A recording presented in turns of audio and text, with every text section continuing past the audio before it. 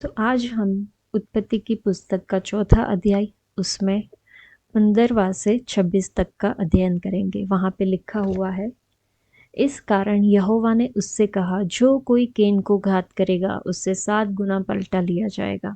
और यहोवा ने केन के लिए एक चिन्ह ठहराया, ऐसा न हो कि कोई उसे पाकर मार डाले। तब केन जो है वो यहोवा के सम्मुख से निकल गया और नोद नाम देश में चला गया, जहाँ पे वो रहने लगा, जो कि अदन के पूर्व की ओर है। तो इधर हम देख सकते हैं कि केन के लिए परमेश्वर ने एक रास्ता भी निकाला। दंड तो दिया, लेकिन उसको प्रोटेक्ट करने के लिए, उसकी सुरक्षा के लिए भी रास्ता निकाला। और हमने देखा केन जो है वो दूसरे देश में चला जाता है और वहाँ पे रहने लगता है।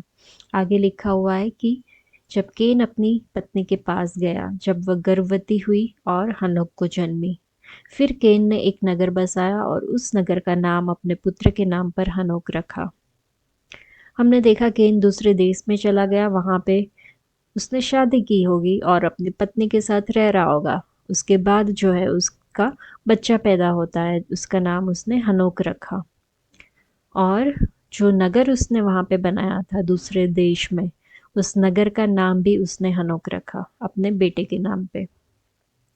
उसके बाद लिखा हुआ है, और हनोक से इराद उत्पन्न हुआ और इराद ने महुयाएल को जन्म दिया और महुयाएल ने मतुशेलह को और मतुशेल ने लेमेक को जन्म दिया। उसके बाद आगे पीढ़ी चलती है, उसके नाम यहाँ पे लिखे हुए हैं। और लेमेक ने 2 स्त्रियां ब्याह ली। यहाँ पे जो है लेमेक है वो 2 लड़कियों से शादी कर लेता है, जिनमें से एक का नाम आदा और दूसरी को सिल्ला है। और आदा ने याबाल को जन्म दिया। वह तंबुओं में रहने लगा और जानवरों का पालन, इन दोनों रीतियों का उत्पादक हुआ। और उसके भाई का नाम युबाल है। वह वीणा और बांसुरी आदि बाजों के बजाने की सारी रीति का उत्पादक हुआ। और सिल्ला ने भी तुबल केन नाम एक पुत्र को जन्म दिया। वह पीतल और लोहे के सब धार वाले हथियारों का गढ़ने वाला हुआ। और तुबल केन की बहन नामा थी।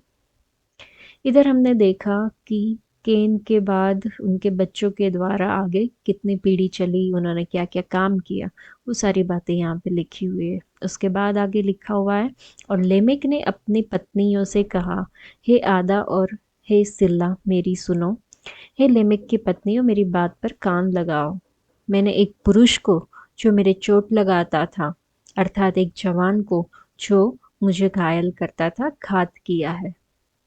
जब केन का पलटा 7 गुना लिया जाएगा तो लेमेक का 70 गुना लिया जाएगा।